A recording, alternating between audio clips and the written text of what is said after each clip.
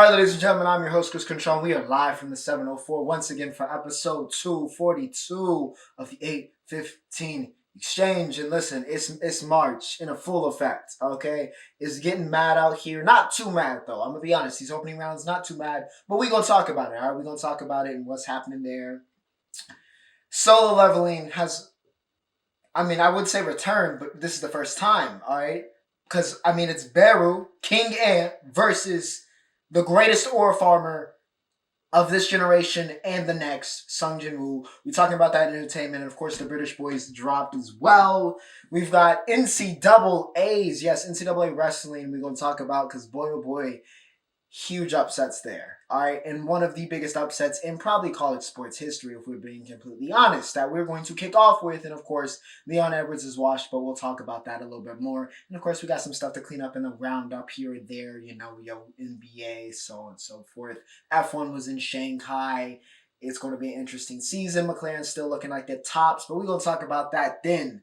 But as always, remember to like, share, and subscribe if you guys are enjoying the content. And as always, if there's a almost a Belcho Reacts.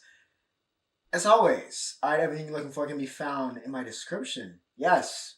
Timestamps embedded in the video, also in my description, and of course, my social media links in the outro and also in the description. But yes, ladies and gentlemen, without further ado, man, let's get to it. All right, Combat Sports, that's what we're listening. And we just gonna kick it off. All right, we're gonna kick it off with one of the biggest upsets in collegiate wrestling history, one of the biggest upsets in collegiate sports history, ladies and gentlemen.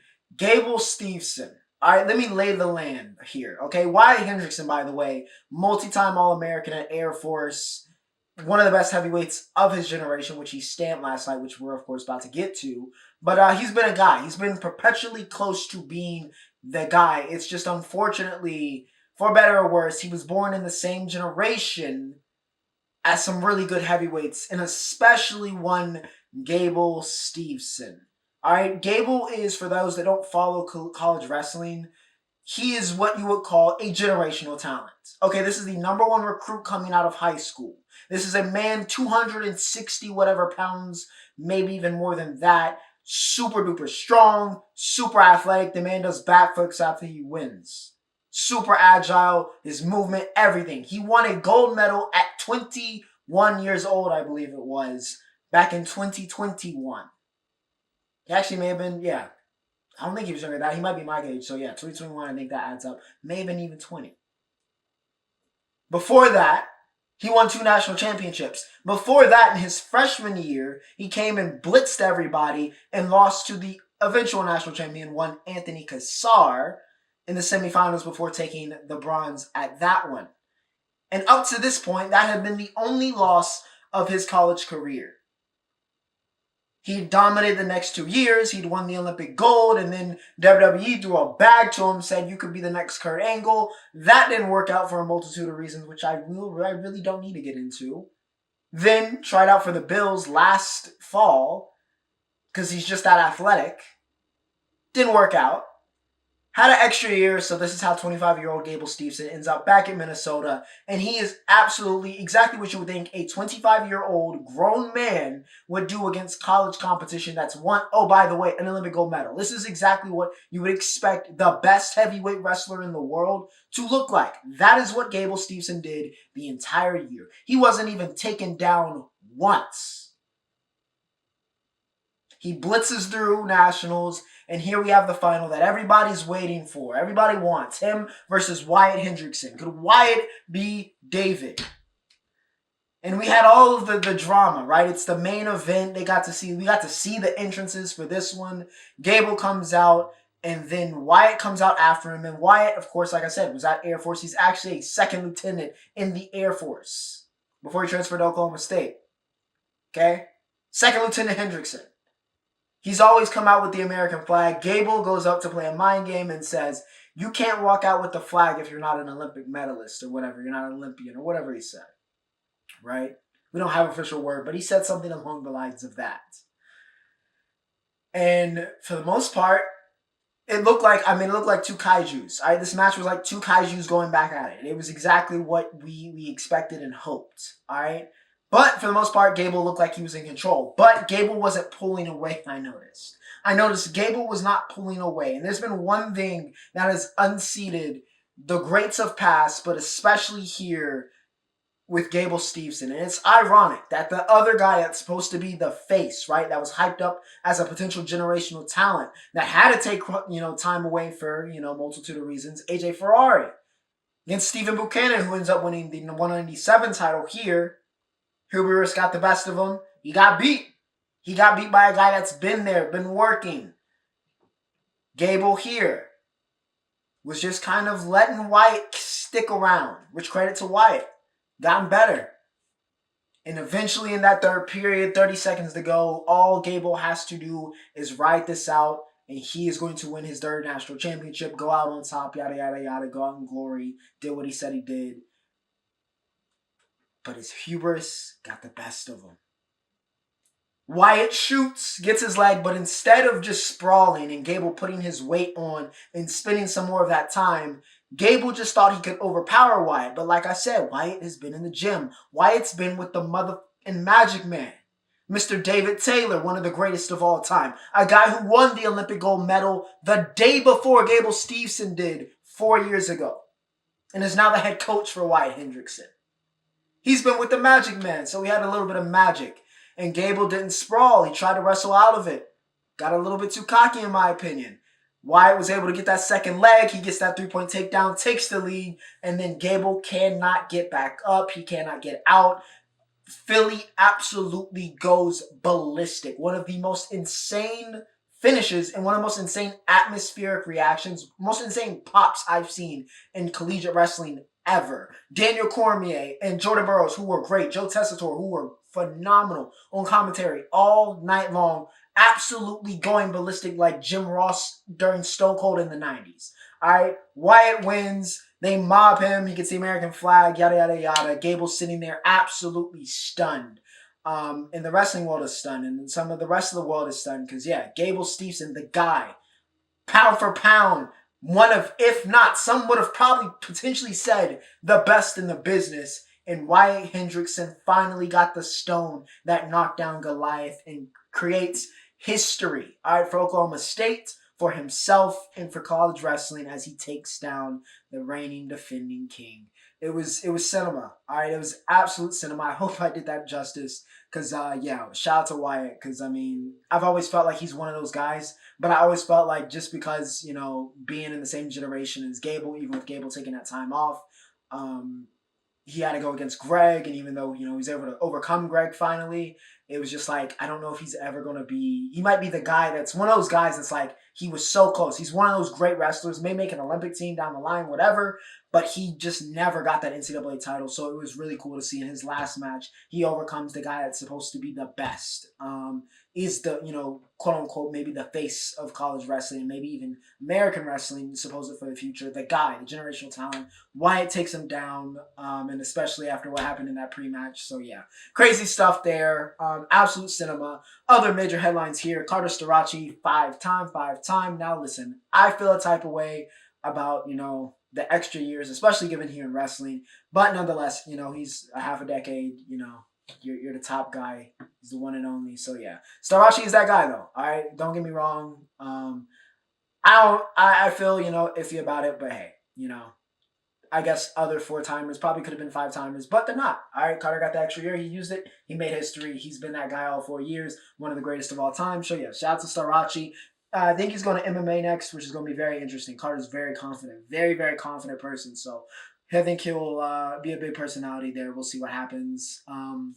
Like I said, Buchanan takes out the freshman from Penn State. By the way, Penn State wins the team title, breaks the records again. Buchanan gets it done, very similar fashion to Wyatt. Not that Bob was like a generational talent, but freshman upstart, a lot of hype behind him as being one of the next guys for Penn State. But Buchanan's able to show, hey, it's my year. It's my year.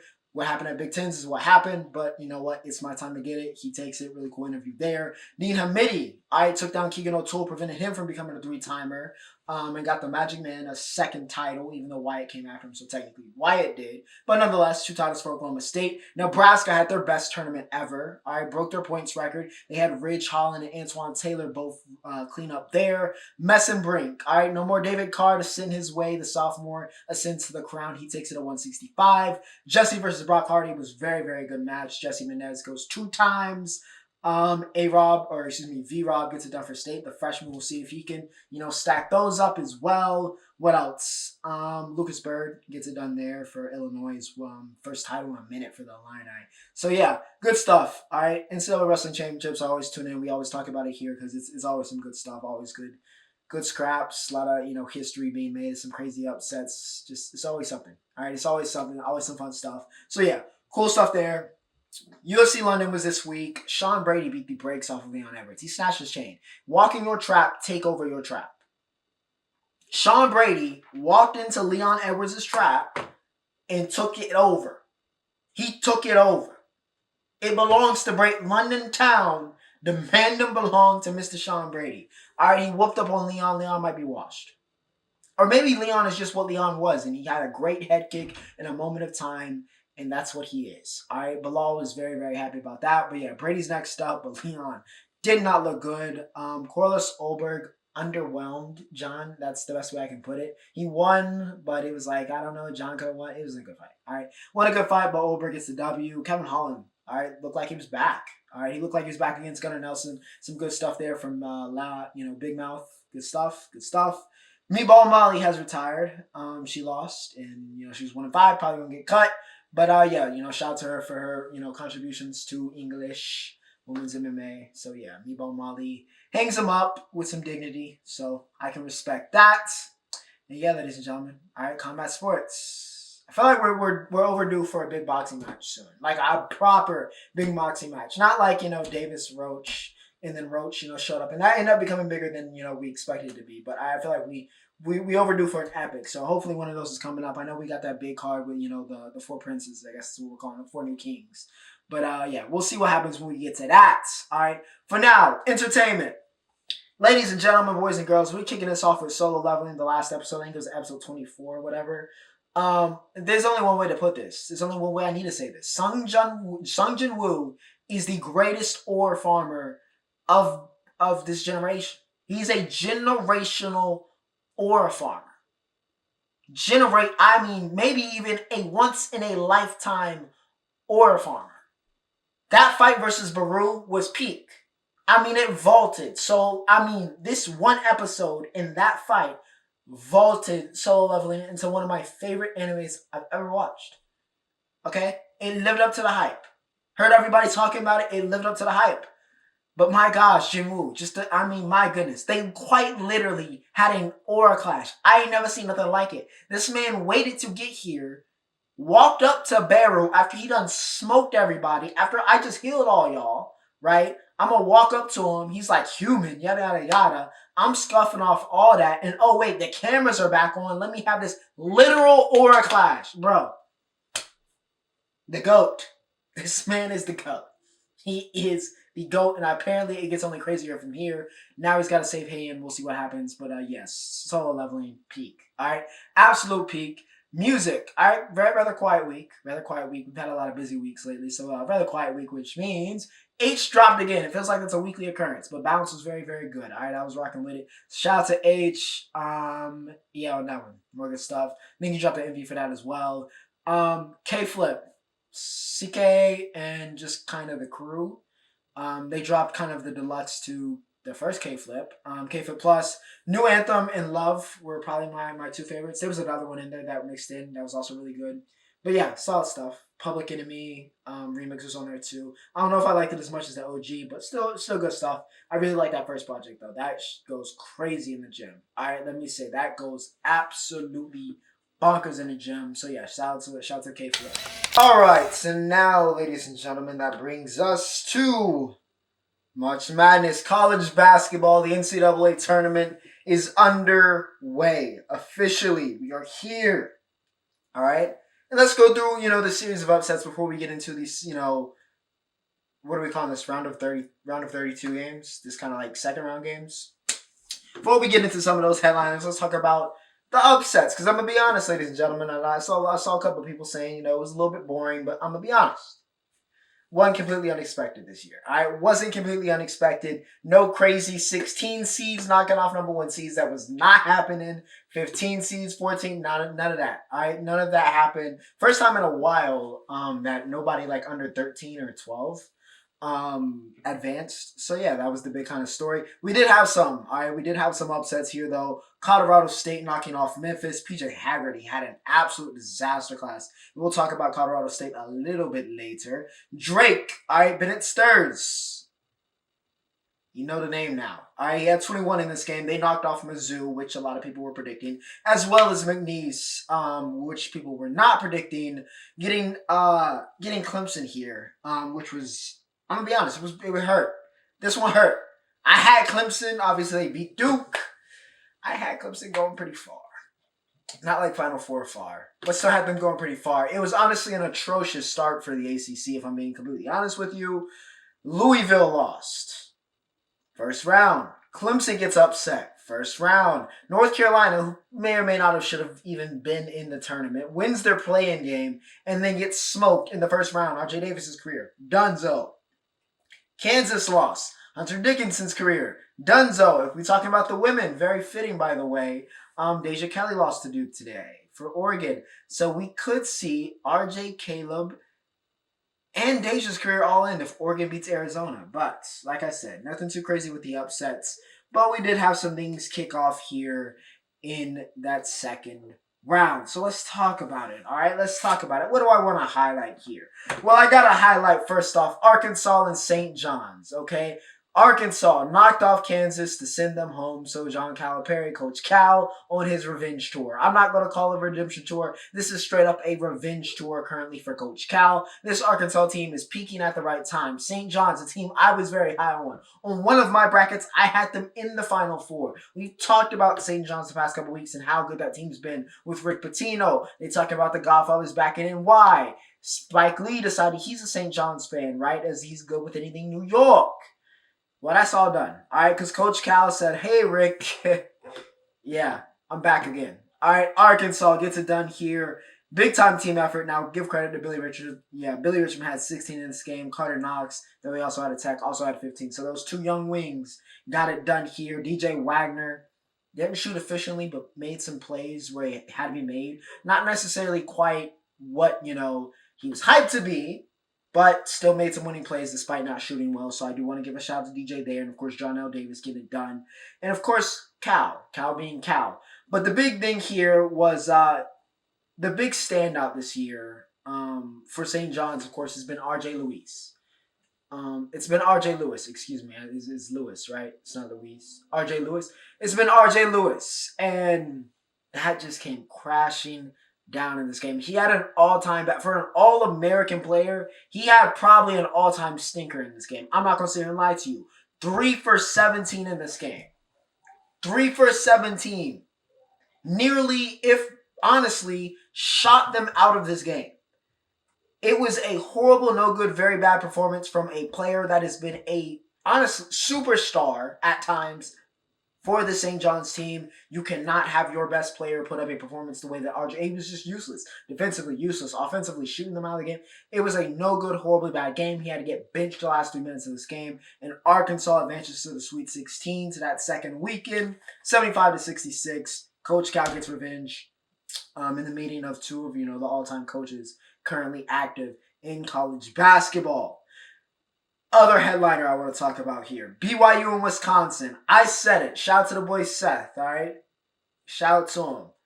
One of the co-hosts of the One Free Game podcast, if y'all want to go check that out. We were talking, and I was like, and he said it too. I said if BYU comes out and play great in their first round game, but Wisconsin was a little shaky. They were on upset watch. I said if Wisconsin comes out and does not show up, if Tanji is not that guy in this game, they in trouble. And listen, they were in trouble for pretty much this entire game. Even with Tanji having a hell of a game. He nearly dropped 40 here. 37, but fired up some absolute BS to win this game. And BYU and Richie Saunders are advancing to the Sweet 16. They upset Wisconsin, who just felt like they were vulnerable. They did not look good in this tournament. I'm not going to sit here and lie to you. Now, you had Tanji, you had Blackwell show up in this game, right? Tanji ends up with 37, like I said. Blackwell ends up with 21 and 6. That's good.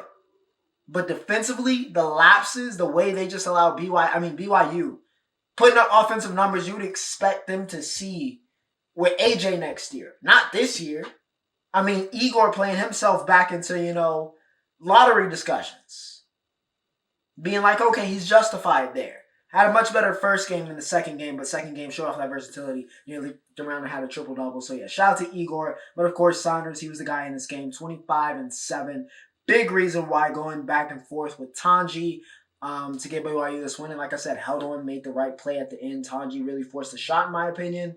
And it cost them. And yeah, Wisconsin crashes out like that. Other big results here. Auburn and Creighton. That was very touch and go, but Creighton just did not have enough firepower. Johnny Broome needs to wake up. All right, he needs to wake up. He needs to wake up. He's been a little Gonzaga had a chance to take out Houston, but again, just didn't have enough. Just did not have enough. Ran out of steam and ends up costing them here. Texas Tech did take out Drake after Drake made that very interesting in the first half. But again, same story. Really good high-rated seed. These Cinderella potentials just running out of steam here, and that's been kind of a recurring theme. And that was all throughout Saturday. All right, Purdue got it done versus McNeese. All right, Amir Khan. Listen, Aura. Again, I don't really agree with the nickname Aura, though. I'm not gonna lie. I feel like that takes away from the aura, the saying Aura, but nonetheless, Purdue takes care of McNeese. So Will Wade is off the state. Apparently, Amir Khan's going with them. But yeah, no, that was Aura to have. Cheerleaders with my socks. Then the next game, cheerleaders with my shirt. Hey. I respect it. All right, he getting a bag too. So I respect it. Texas A&M got beat by Michigan, which I'm not surprised about. I'm sure some people were, though. I'm sure some people. Now, let's talk about Duke. Let's talk about the two championship favorites, let's be honest. Now, we're going to start off with Duke, and then we'll get to what happened with Florida, right? I was worried about this game. I was worried. I was like, it's March. Baylor has talent. And then I remembered that this Duke team is just different. They are just different. I'm not even being cocky or being a homer or being like a fan. Like this, they're just different. This team is different gravy, bro. Different gravy. You can say what you want about the ACC since we're the only ones that made it out of, game one. But we doing this to everybody, it seems. We doing this to everybody. Baylor, you can get it too, apparently, as Duke just pulls away here. 89-66. Reese Proctor. I'm very much so struggling right now with the way Proctor is playing. I'm going to go out and say it. I wouldn't flinch if he was a lottery pick. I would not flinch if Tyrese Proctor was a lottery pick. He's looking like an elite shooter with great defense that makes smart plays. If he becomes one of the best guards to come out of what is a great draft class, right? If he becomes one of the best guards to come out of this class, I would not be surprised. With the way his shot has developed this season, he has made that jump. I know we talk about Coop, and don't get me wrong, Coop had a great game. All right, a very quiet for him, 18-9-6. Best player in the country, right? But this team, one of the many things that makes this team feel different is guys like Proctor coming through time after time after time and just going supernova. He took over this game and closed it out. He broke Baylor at the end there because he was just making it rain. And it was just like, all right, any comeback is just snuffed out. So yeah, Proctor, monster game, 7 threes in this, 25 points, lead all scorers. It was a virtuoso performance. VJ did his thing, 16 points, It was a VJ Edgecombe performance. It was a VJ, what we've seen from him this year. He'll be, likely a top 5, surely top 10, but, probably a top 5 pick in the draft. And I'm not sure that's not well deserved. Rob White is going to be a great point guard down the line for Baylor or wherever, he ends up, but hopefully at Baylor. Don't want to see players transfer out, especially at a program like Baylor. But, wherever Rob goes, he's going to be fine. All right, didn't have a great game today, but he'll be fine. It was tough to see, I will admit, as a Duke guy, to see Jeremy Roach, who spent 4 years here, go out like that, crying. It was tough, but we this team is special, man. This team is special. All right, it's very very special. UConn had this game in the bag. I mean, they had it for the first 90% of this game. I was like, yo, UConn is about to destroy my bracket and half of everybody's bracket in the world. But then UConn they just let it slip. They literally snatched defeat from the jaws of victory. Now they'll say, okay, the refs, Hurley was doing a big, fight about that. But how about scoring in the last 4 minutes of the game? That might help you out. Getting a bucket in those last 4 minutes, like not going scoreless for 4 minutes. I'm just saying that probably would have helped out. Liam McNeely with an all-time stat pad, by the way, in the last seconds of that game, getting 9 points in like 11 seconds of game time, to make this look a lot better. But he had a horrible game. All right, I'm not just going to sit here and lie to you. Yeah, he had 22, but he was terrible in this game. It was almost like he was taking his draft stock. His mom, who the camera could not stay away from, like this was a, early 2010s college football game. And Musburger was on commentary. Like, they just kept showing his mom, which, again, beautiful women, so I get it. But, could have had more focus. It wasn't the greatest camera operator game. But yeah, she had a better performance than her son. All right, Liam did not have a good game. Of all the Montverde boys, Coop definitely had the best one today because Rob didn't play great, and Liam most definitely did not play great. Besides stat padding there at the end. And UConn just did not have enough. All right, but this is the first time they've lost in 2 years? Over 2 years, technically, in the NCAA tournament. So, hell of a run. All right, if you're going to lose to any team, the team that might win the national championship, arguably the favorite in Florida, is not a bad team. But yeah, Florida made us sweat today, okay? Condon was a non-factor in this game. 28 minutes, he had 2 field goal attempts. That's absolutely insane.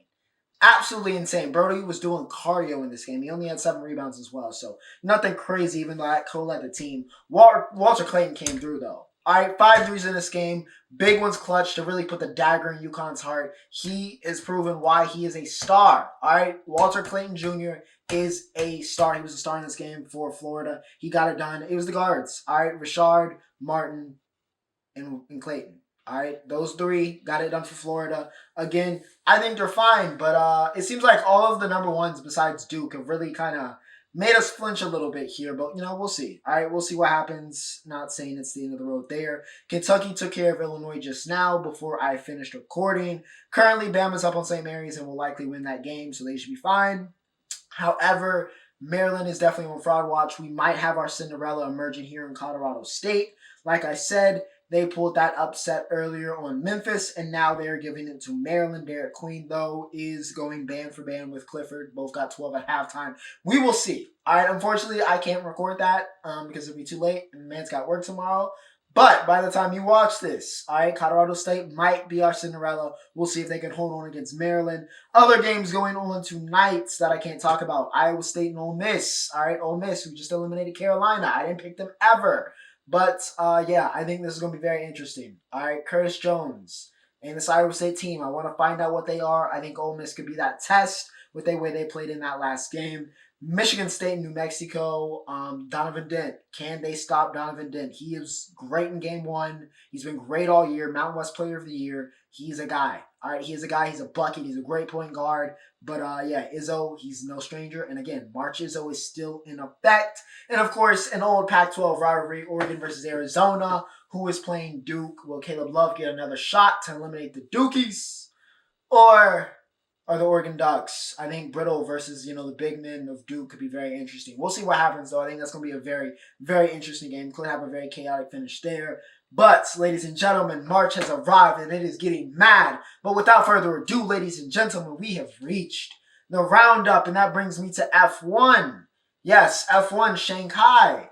I'm not going to sit here and lie to you. I did wake up to watch this, but I fell asleep because it wasn't that interesting of a race until the literal after effects of the race, because it was a great start to the weekend, right? Lewis won the sprint race, his first win in Ferrari Red. Everybody's like, uh-oh, hey, last week was just a blimp, right? Ferrari, it can still be the year. And then they both came in, I think, overweight with the cars after this race, which didn't go crazy for them, but they still got, reasonable points. Charles and Lewis get DQ'd. Not one, but both cars get DQ'd. So an absolute disaster class. A complete spectrum for Lewis, right? The glory of winning and the failure of the team letting you down. I mean, it was just peak Ferrari here. However, Papaya is ruling the world. And I mean the F1 world. Papaya. Oscar Piastri now makes it 2 for 2 for the McLaren boys. Lando won game 1, race 2, game 2, however you want to call it. Oscar gets it done here. So, yeah. Very interesting start here to the season. All right. Very, very interesting. Max looks like don't get me wrong now. Max absolutely looks like the best driver on the planet. However, that Red Bull is not the best car on the planet anymore. And that the Red Bull's not the best car on the planet. McLaren absolutely does have the best car on the planet right now. And with 2, I said this when they signed him. I've said it many times. I'm sure I'll say it again over the season. I thought it was absolutely genius to go get the top prospect, pair him with Lando, who's another mega prospect, and just watch your 2 youngsters go up and take over. All right. And McLaren is seeing the benefits of that decision to sign Oscar. And they got the car right, and this looks like another great year coming from McLaren. We'll see. They've picked up where they left off in that second half that helped get them the constructors last year. But I do got to give a shout out to Mercedes once again. All right, Kimi wasn't necessarily the best rookie this week. Wasn't necessarily as impressive as last week in Australia in the rain, but still solid. Did what he had to do. George continues to be Mr. Consistency. Got another podium. So, Mercedes could stick around. We'll see what happens there. Haas had a good weekend, a great rebound weekend. Both Bierman and Ocon get points. Who else? Gasly also got, DQ'd. So, he was another one along with the Ferrari boys. And yeah, Albano did his thing. Some good stuff in the midfield. A good start to the F1 season. But yeah, Papaya running the show right now. Homestead Miami was this week in NASCAR. Kyle Larson gives us another new winner. Thank the Lord. Because again, William Byron and Christopher Bell were running a monopoly. Besides last week when Josh Berry won, which was completely unforeseen. But back to the elite. Okay, Kyle Larson gets it done here. Probably not going to be. I mean, it's Kyle Larson. It's not going to be his last win this year. But he does take over the 305 for now. NBA. Bron is back. It did not matter yesterday because the Bulls put the belt on them boys. All right? But I will say for the Lakers, good news. Luka looks like he is in Luka effect. Now, if y'all can get that chemistry back where y'all had it before Bron went down, Lakers can get back on track here. They were falling a little bit down those, Western Conference rankings. We'll see what happens there. Staying in the West, the Houston Rockets, the young Rockets. I said it, and I've been right, okay? I said they were the Thunder 2 years ago. It's looking like it. They've made that jump. I don't know if they're going to be ready playoff time, but they are back in that second seed in the West. They won 9 straight. They got another game tonight, so we'll see if they make it 10 straight. But for now, Rockets back hot. NFL, everybody's just waiting for A-Rod, so nothing to talk about there. NHL, we are still, of course, on Gretzky Goal Watch with Ovi. I think he's under, he definitely scored. So he's under 8, but I think we're still like a week or 2 away from really talking about him, tying and breaking that record. So we'll see. Hopefully we can get a bunch here and, speed that process up because I do want to see him get that before the regular season. But without further ado, ladies and gentlemen, I hope you enjoyed. All right. I hope you enjoyed. I was back home this week and it was very refreshing. So hopefully we can get back into the flow state. But without further ado, ladies and gentlemen, Ocha signing off.